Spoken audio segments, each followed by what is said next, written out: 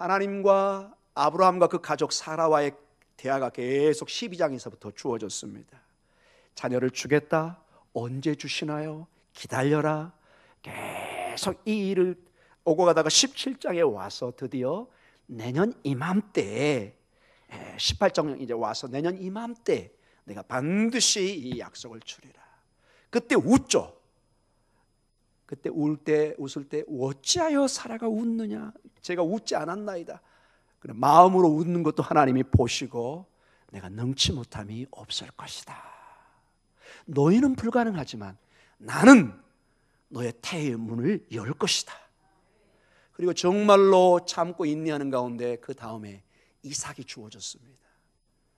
사실은 낙담 속에 그냥 허허허허 이렇게 웃는 불가능의 웃음이었지만 하나님은 그 웃음을 가능으로, 희망으로, 정말 진정한 웃음으로 바꿔놓으셨습니다. 이삭이 이차크, 웃는 자라는 뜻입니다. 하나님이 하나님의 은혜의 얼굴을 돌리니 그 가정에 웃음의 자녀가 태어난 것입니다. 주께서 여러분에게 웃음의 미소를, 웃음의 그 생명의 역사함이 있기를 간절히 축원합니다.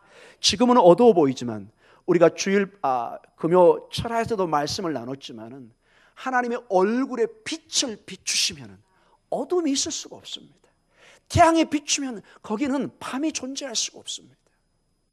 태양의 빛이 그렇게 위대한 것입니다. 온 세상의 생명으로 역당하십니다. 사랑하는 성도 여러분, 주의 빛이, 주의 그 능력의 빛이 여러분에게 임하는 놀라운 축복이 있기를 간절히 축원합니다. 자, 그러한 가운데 오늘 18장 이 16절부터는 특이한, 나중에 출애굽기에 보면은 모세가 하나님 앞에 중재하는 중보의 기도의 전형적인 모습도 보이지만은 가장 앞서 창세기에 정말 중재의 역할이 얼마나 중요하고 전형적인 모습을 띠고 있는가를 이 아브라함과 오늘 여호와 하나님과의 대화를 통해서 우리가 알 수가 있습니다. 전혀 다른 장면으로 이제 이 무대의 장면이 바뀌듯이 이 장면이 바뀝니다. 이제 드디어 18장 16절에 이 세 사람 중에 두 사람이 소돔과 고모라 쪽으로 향해 갑니다. 그리고 서서 여호와가 말씀하십니다. 새 손님을 맞이했는데 가만히 오늘 여기 본문을 보니까 두 사람은 천사고 한 사람은 여호와십니다. 우리 16절 한번 읽어볼까요? 18장 16절 같이 읽습니다. 그 사람들이 거기서 일어나서 소돔으로 향하고 아브라함은 그들을 전송하러 함께 나가니라. 아멘. 자, 이렇게 하는데 17절에 한번 봐보십시오, 여러분. 17절에 한번 읽어보겠습니다. 여호와께서 이르시되 내가 하려는 것을 아브라함에게 숨기겠느냐. 아멘. 그 사람들이 복수죠. 보니까는 두 사람은 소돔을 향해서 이제 큰 심판을 향해서 가고 한 사람이 남아 있습니다. 17절에 보니까 그가 누구죠? 여호와께서 말씀하십니다. 성육신하신 신비의 존재입니다. 이거에 대해서 정확하게 설명이 유대인들 잘 하질 못합니다. 그러나 우리가 신약을 비춰볼 때 하나님이 육신을 입고 이 땅에 오신 그분이 누구시죠? 예수님입니다. 우리는 감히 선언할 수 있습니다.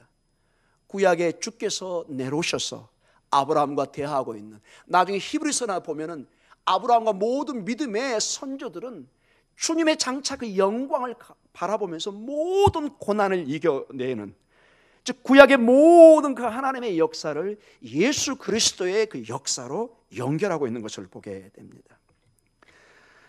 자, 16절에 내려갑니다.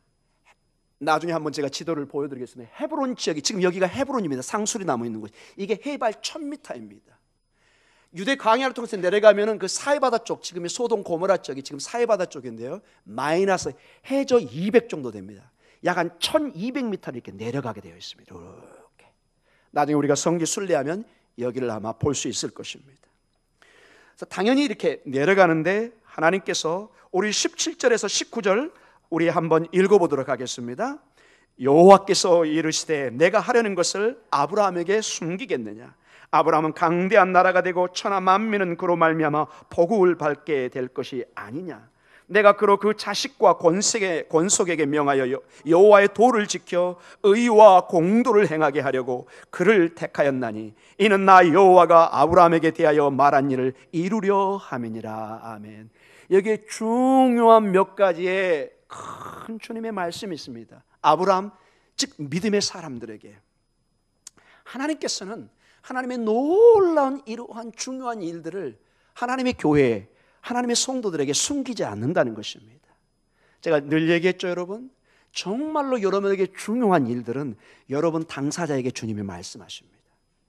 반드시 말씀하게 되어 있습니다. 어떤 환경이라든지 말씀을 통해서, 마음의 음성을 통해서 반드시 말씀하게 되어 있습니다. 그러니 정말로 어떤 문제가 될 때 세상이 말하는 어떤 점쟁이나 무당 전혀 찾을 필요가 없습니다. 성경이 얘기합니다. 무당과 점쟁이는 돌에 쳐서 죽여라, 이렇게 얘기 나와 있습니다. 안 됩니다, 여러분. 아예 꿈도 꾸지 마십시오. 아주 비성경적입니다. 여러분 쉽게 주변에 이렇게 접근하는 사람이 있습니다. 대부분 이단이든지 여러분의 영혼을 혼돈시키는 사람입니다. 대부분 그들이 개종해서 하는 얘기가 뭐냐? 악한 영에 의해서 자기들이 그런 이상한 점괘를 봤다고 얘기합니다. 사랑하는 성도 여러분, 하나님이 인격이시기 때문에 정말로 중요한 일은 교회에 여러분에게 직접 말씀하십니다. 주의 음성을 들으시기 바랍니다. 여러분이 기도하고 말씀을 대하면 반드시 가장 중요한 일은 당사자에게 분명히 말씀하게 되어 있습니다. 절대로 여러분 남에게 도움은 받지만 최종 책임은 여러분에게 있습니다. 나중에 누구 얘기를 들어서 내가 이렇게, 이것처럼 어리석은 사람 없습니다. 자기의 인생을 어떻게 남에게 맡깁니까, 여러분? 주의 성령은 반드시 여러분에게 말씀하게 되어 있습니다. 이런 설교를 통해서 기도 가운데 말씀을 보다가 아주 그냥 섬광처럼 지나가게 되어 있습니다. 아하! 여기에 하나님의 뜻이 있구나. 가슴에 치는 게 있습니다. 대부분 그게 같이 기도하면 그게 맞는 것입니다. 사랑하는 오늘 7절을 봐보십시오, 여러분. 여호와께서 이르시되 내가 하려는 것을 아브라함에게 뭐 하겠느냐? 숨기겠느냐? 여러분, 왜 아브라함에게만 국한시킵니까? 여러분에게 숨기지 않습니다. 여러분도 귀한, 아브라함보다 어떤 분이 더 위대한 하나님의 사람들입니다. 사랑하는 성도 여러분, 주님을 신뢰하시고 기도의 능력을 믿으시고 중요한 일들은 직접 하나님에게 물으시기 바랍니다. 하나님은 반드시 시간이 좀 더디 가더라도 언젠가는 반드시 직접 여러분의 개인적인 문제는 반드시 여러분에게 응답하신다는 걸 잊지 마시기 바랍니다. 이 하나님을 신뢰하시기 바랍니다. 그리고 중요한 말씀이, 좀 소돔 거기에는 미안한 얘기지만은 오늘 이 약속의 말씀은 하나님의 백성들에게는 축복을 주겠다는 것입니다. 마지막 심판 때도 하나님의 백성들에게는 심판이 아니라 축복입니다. 오늘 18절입니다. 같이 한번 읽습니다. 아브라함은 강대한 나라가 되고 천하 만민은 그로 말미암아 복을 받게 될 것이다. 아멘. 아브라함을 통해서 계속 하나님의 진정한 축복을 얘기하십니다. 그리고 이제 조금 후에 소돔 고모라로 가서는 심판을 계속 말씀하십니다. 왜냐? 악이 가득합니다. 어떠한 악도 여러분 하나님과 함께 할 수는 없습니다. 여러분 여기서 명확하게 선을 그으셔야 됩니다. 여러분의 믿음의 삶과 악의 삶을 병행한다는 것은 불가능합니다. 우리가 때로는 실수하고 잘못할 수 있지만 의도적으로 악한 삶을 살면서 믿음의 삶을 산다, 성경은 전혀 그것을 얘기하지 않습니다. 악은 하나님이 싫어하십니다. 여러분이 성령의 그 뜨거운 생명의 영이 여러분의 심장에 있는데 여러분이 계속 반복해서 습관적으로 악한 행동을 한다?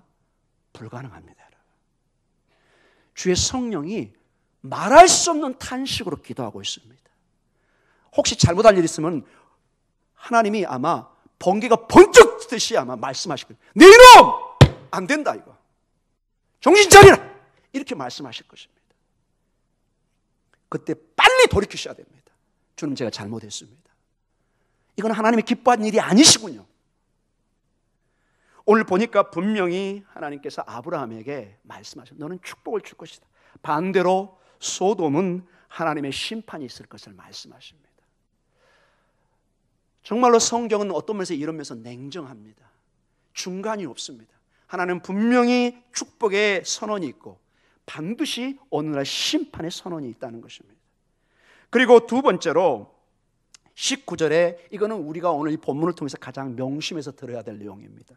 19절, 하나님이 당부하는 게 있습니다. 우리 믿는 사람들에게. 19절입니다. 같이 읽겠습니다. 내가 그로 그 자식과 권색에게 명하여 여호와의 도를 지켜 의와 공도를 행하게 하려고 그를 택하였나니 이는 나 여호와가 아브라함에게 대하여 말할 일을 이루려 함이니라. 아멘. 이루려 함이라. 하나님의 사명을 받은 자입니다. 하나님의 위대한 일들을 해가야 됩니다. 그런 자에게 하나님이 택한 이유가 있습니다. 도를 지켜 의와 공의, 이걸 봐서 가장 중요한, 늘 듣는 말입니다. 이스라엘 때 ጼ데크, 미시파트, 항상 학교에서 듣던 사람들한테 의와 공의입니다. 하나님이 우리에게 원하는 것은 의와 공의, 바른 삶을 원하십니다. 여러분, 이것을 여러분 100% 아무 죄도 짓지 않는 천사 같은 삶을, 그걸 얘기하는 것이 아닙니다. 우리의 실수 하나님이 다 아십니다. 아브라함도 실수하고 넘어지기도 합니다. 여기서 의와 공의는 정말로 하나님 앞에 바로 살려고 하는 몸부림의 모습입니다. 부족할 때 하나님 앞에 나와서 회개하고, 하나님 제가 잘못했습니다, 연약한 저를 용서해 주시고, 저도 마찬가지죠. 하나님의 은혜가 아니면 저는 죽습니다. 아무것도 아닙니다. 하나님의 다시 그 성령의 부어주심을 통해서 하나님의 의를, 공의를 드러나게 해 주시옵소서. 오늘 아브라함에게, 그 자녀에게 이 의와 공의를 지키도록 신신당부합니다. 왜냐? 이 의와 공의를 어떤 도시는 지키지 않고 있다는 거죠? 소돔과 고모는 정반대의 길을 가고 있다는 것입니다.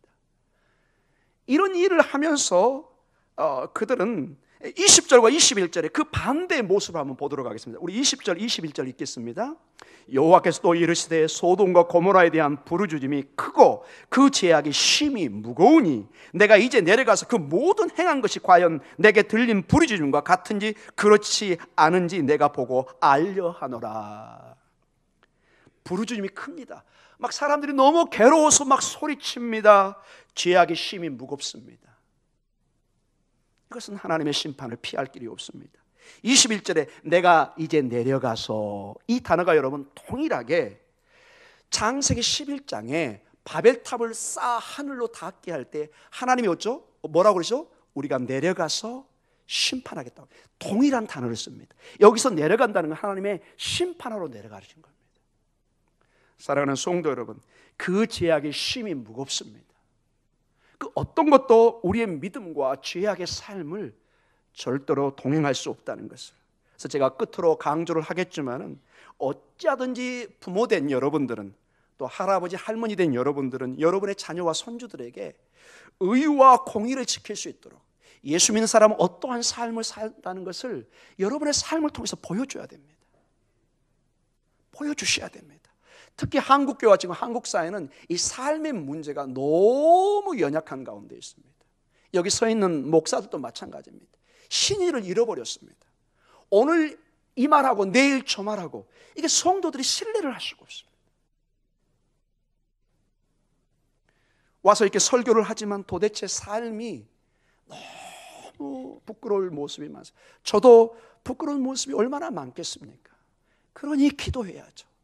그러니 말씀을 붙잡아야 되죠. 그러니 여러분이 기도해 주셔야 됩니다. 저는 여러분을 위해서 새벽마다 기도해야 되고, 여러분도 여기 있는 목사를 여러분이 기도해 주셔야 됩니다. 여러분, 때로는 제가 좀 못마땅하더라도 미운 놈 떡 하나 더 준다고 기도해 주셔야 됩니다. 할렐루야. 여러분, 너무너무 중요합니다. 서로 기도할 때 놀라운 사랑의 교감이 생기고, 여러분, 놀라운 게 여러분이 중보 기도하잖아요. 그게 남에게만 축복이 갈 것 같은데 여러분이 축복을 받습니다. 여러분의 자녀들이 축복을 받습니다. 저는 수많은 간증을 들었습니다.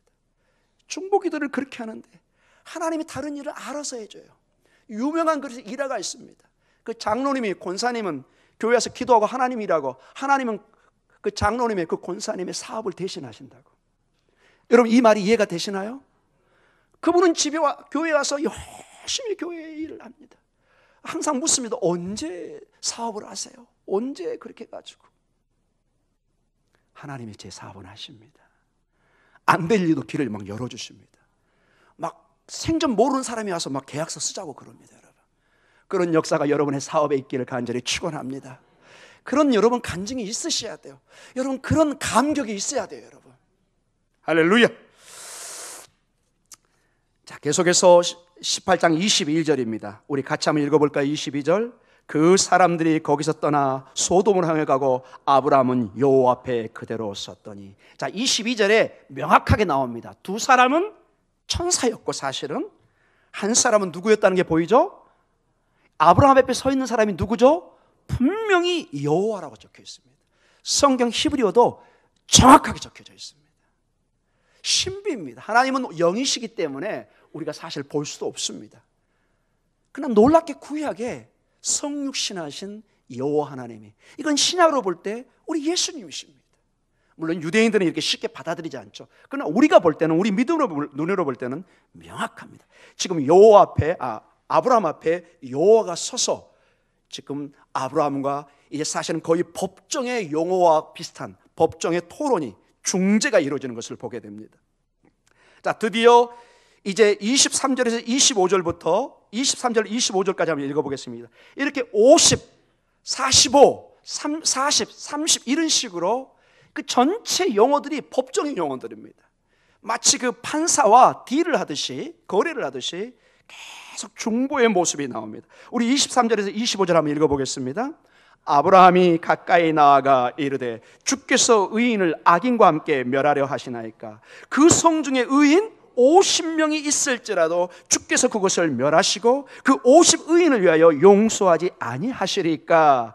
주께서, 즉 여호와께서 이같이 하사 의인을 악인과 함께 죽으심은 부당하오며 의인과 악인을 같이 하심도 부당하나이다. 세상을 심판하신 이가 정의를 행하실 것이 아니니까. 언뜻 봐도 법정 모습처럼 보입니다. 이 성경에서 가장 장엄한, 어떤 면에서 가장 대표적인 중보자 사역이 어떤 것인가를 보여주고 있습니다.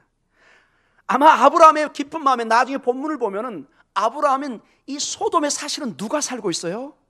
그의 친조카인 롯과 그 가족이 살고 있었습니다. 어찌하든 자기 가족을 구원하고자 하는 마음이 있습니다. 그의 조카 롯과 가족들이 소돔에 있는 것을 너무 잘 알고 있는 아브라함이기 때문에 그들을 구하기 위해서 몸부림치면서 하나님 앞에 기도하고 있는 모습입니다. 그래서 여러분, 이 주제는 나중에 한번 또 다룰 시간이 있을지 모르겠습니다. 굉장히 중요한 한 질문이 있습니다. 공동체적 책임의 문제입니다. 과연 공동체 내에 몇 사람의 잘못으로 공동체 전체가 책임을 지고 심판을 받아야 되는가? 이게 신학교에서 굉장히 토론이 되는 얘기입니다. 오늘 소돔과 고모라를 보면은 사실은 상당수의 많은 사람이 죄인인 것을 보게 됩니다. 그러나 여러분, 어떨 때는 보면은 공동체 몇 사람의 죄로 하나님의 공동체 전체에 심판을 주는 모습도 보여줍니다. 그게 여호수아에 보면 보입니다, 여러분. 아간 같은 경우 하나님 가져가지 말라는 그것을 몰래 가져가죠. 너무 탐이 나니까. 하나님께서 어떤 징벌을 하시죠? 그 막강했던 여리고 성을 승리했던 그 이스라엘 군대가 전쟁하면 어떻게 돼요? 막 지기 시작해요. 충분히 이길 수 있는데 나중에 따지고 보니까 아간 한 사람 때문에 하나님이 전체 군대에 심판을 하는 것을 보게 됩니다. 그래서 굉장히 이런 것은 좀 미묘한 문제가 있습니다. 이건 좀 넘어가도록 하겠습니다. 18장 26절입니다. 같이 읽습니다. 여호와께서 이르시되 내가 만일 소돔 성읍 가운데 의인 50명을 찾으면 그들을 위하여 온 지역을 용서하리라. 참으로 놀랍습니다. 하나님이 소돔과에서 대해서 얘기하는데 아브라함이 얘기합니다. 50명이 의인이 있으면 하나님 멸망하시겠습니까? 주님의 대답이 뭐라고요? 50명 만약 있다면은 내가 심판하지 않겠다. 그래서 하나님의 목적은 분명히 보입니다. 하나님이 이 땅을 멸망 그 자체를 위해서 접근하지 않는다는 것입니다. 항상 회개할 기회를 주고 하나님은 어찌하든지 구원의 목적이 있지 심판 그 자체의 목적을 두고 접근하지 않는 것을 보게 됩니다. 이 소돔과 고모라도 만약에 의인이 거기서 바른 사람이 있었으면은 하나님이 용서한다고 말씀하십니다. 그러나 50명이 있다는 보장이 없는 것을 보게 됩니다. 자, 27절과 28절에 이렇게 연결이 됩니다. 같이 읽어볼까요? 아브라함이 대답하여 이르되 나는 티끌이나 재와 같사오나 감히 주께 아뢰나이다. 50의인 중에 5명이 부족하다면 그 5명이 부족함으로 말미암아 온 성읍을 멸하시리까. 이르시되 내가 거기서 45명을 찾으면 멸하지 아니하리라. 자, 5명을 뺀 45명. 자, 좋다. 이제 아브라함이 점점 이제 이렇게 딜을 하는 것입니다. 티끌이나 재가 쌓인 정말 저는 아무것도 아닙니다. 그러나 주님, 제가 한 가지 또 한 번만 더 부탁하겠습니까? 50명이 안 된다면은 45명 그 사람이라도 있으면 용서할 수 있겠습니까? 주님이 뭐라고요? 좋다. 45명의 의인이 있다면 내가 용서하겠다. 자, 29절 30절에 다시 또 얘기가 됩니다. 같이 읽어볼까요?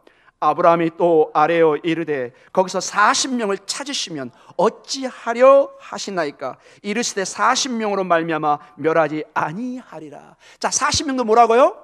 이제 또 5명 줄여서 40명입니다. 또 하나님께서 그래 40명만 돼도 나는 용서하겠다.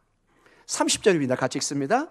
아브라함이 이르되 내 주여 노하지 마옵시고 말씀하게 하옵소서. 거기서 30명을 찾으시면 어찌하려 하시나이까. 이르시되 내가 거기서 30명을 찾으면 그리하지 아니하리라. 아멘.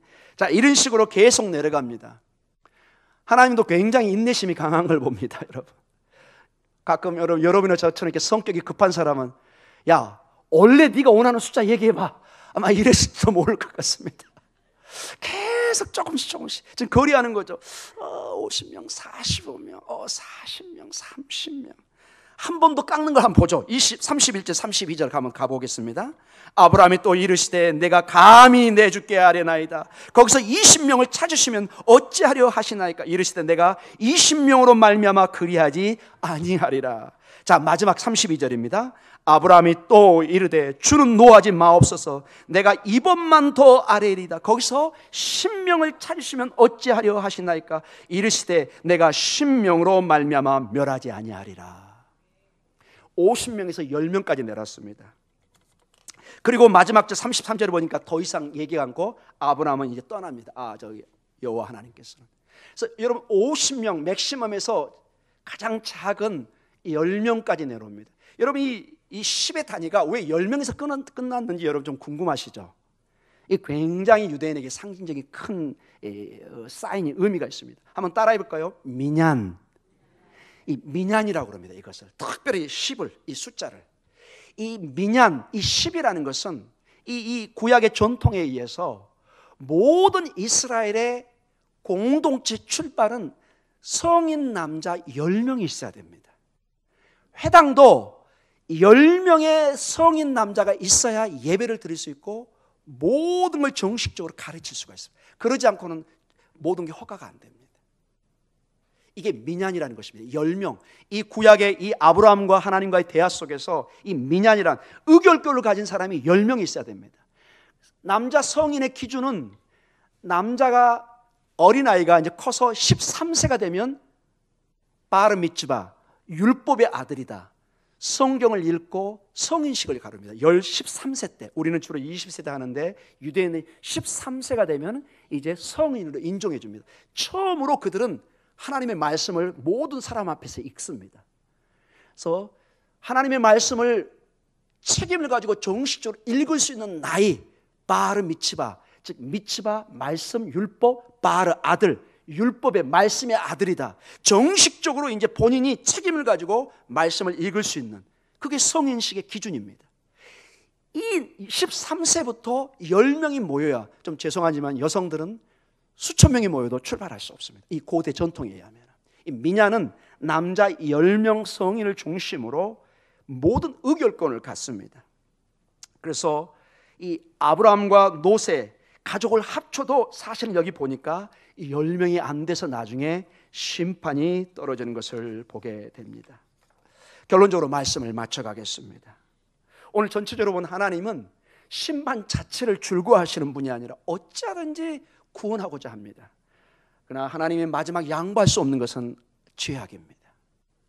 하나님이 그것과는 함께할 수 없는, 결국 소돔은, 고모라는 10명의 의인이 없어서 그 자손들이 심판을 받는 것을 보게 됩니다. 이러한 내용을 베드로후서 2장 6절과 9절에는 이렇게 신약에 와서 진단을 내려줍니다. 같이 한번 읽어볼까요? 베드로후서 2장 6절과 9절입니다. 같이 읽습니다.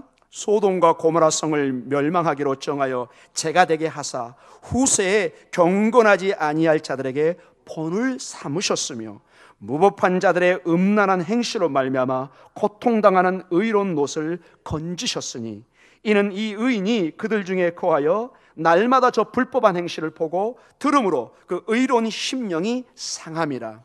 주께서 경건한 자는 시험에서 건지실 줄을 아시고 불의한 자는 형벌 아래 두어 심판 날까지 지키시며. 아멘. 하나님은 경건한 자를, 즉 신약에 와서 경건의 조건은 예수 그리스도를 믿는 것입니다. 거듭 강조합니다. 예수 그리스도를 믿는 것이 악인의 삶과 병행할 수는 없습니다. 또한 한 가지 정리합니다. 여러분이 실수하지 않고 100% 도덕적인 완벽한 삶을 산다는 것이 절대로 아닙니다. 우리는 실수할 수 있습니다. 연약하고 우리는 때로는 잘못도 저지를 수 있습니다. 그러나 여기서 말하는 것은 습관적인 지속적인 죄를 말합니다. 하나님의 음성이 들립니다. 하나님의 말씀이 떨어집니다. 성령이 말할 수 없는 탄식을 합니다. 그것을 외면하고 계속해서 이 소돔과 고모라처럼 악을 행할 때는 그 사람은 심판을 면할 수 없다는 거예요. 그것은 동시에 내 안에 그리스도의 영이 없다는 것을 말합니다. 정말로 그리스도의 영이 내 안에서 몸부림치면 벌벌벌 떨게 되어 있습니다. 그래서 성경에는 두려움과 떨림으로 구원을 이루라. 두려움과 떨림으로. 여러분, 우리가 의롭게 생활했기 때문에 100% 도덕적인 삶을 살았기 때문에 구원받는다, 그 얘기는 성경에 한 번도 얘기하지 않습니다. 그런 식의 구원은 얘기하지 않습니다. 구원은 예수 그리스도를 믿음으로 이루어집니다. 그러나 그 구원의 열매는 반드시 삶에서 선한 삶을 통해서 증명이 되는 것입니다. 여러분, 이 두 개를 오해하거나 혼돈하지 마시기 바랍니다. 여러분의 삶에는 그리스도의 영이 있으면 어찌하든지 하나님을 기쁘시게 하는 삶으로, 여러분의 기도와 모든 중심은 어찌하든지 하나님이 기뻐하시는 것이 무엇인지, 교회에 하나님이 원하시는 것이 무엇인지 늘 그 고민을 하게 되어 있습니다. 어찌하든지 하나님의 영광, 하나님 나라의 확장을 위해서 고민하지 그 정반대로 가지 않습니다. 사랑하는 성도 여러분, 오늘 아브라함에게 얘기합니다. 너희 자녀들에게 도를 지켜 의와 공의를 행하게 하라. 이것을 너는 되도록 가르칠 것을 말씀해 주고 있습니다. 사랑하는 성도 여러분, 오늘도 하나님의 말씀과 진리를 가슴에 새기시고 오직 예수 그리스도 안에서 믿음으로 승리해 가는, 그래서 오늘 여기 베드로후서 2장 6절과 9절처럼 후세에 경건하지 않은 자들에게 본이 되게 하는, 아하, 하나님의 심판의 기준이 이런 거였구나. 소돔과 고모라는 오고 가는 모든 사람에게 하나의 본이 되는 것입니다. 그래서 여러분, 구약에 심판받는 도시 하면 딱 어디가 생각나죠? 소돔 고모라입니다. 우리는 어렸을 때부터 그걸 듣고 왔고 이것을 우리가 경홀히 들어서는 안 될 것입니다. 우리는 새벽에 7교회를 우리가 지금 살펴보면서 계시록을 나가고 있습니다. 하나님의 심판의 기준, 하나님이 책망하시는 모습들이 많이 나옵니다. 바라기는 우리 목동중앙교회는 서머나 교회하고 빌라델피아 교회 유일하게 하나님의 칭찬을 받았던 교회입니다. 이러한 칭찬받는 교회, 칭찬받는 성도, 믿음의 용기를 가지고 오늘도 담대히 의의 삶을 살아가는 여러분 되시기를 주님의 이름으로 축원합니다. 기도하겠습니다.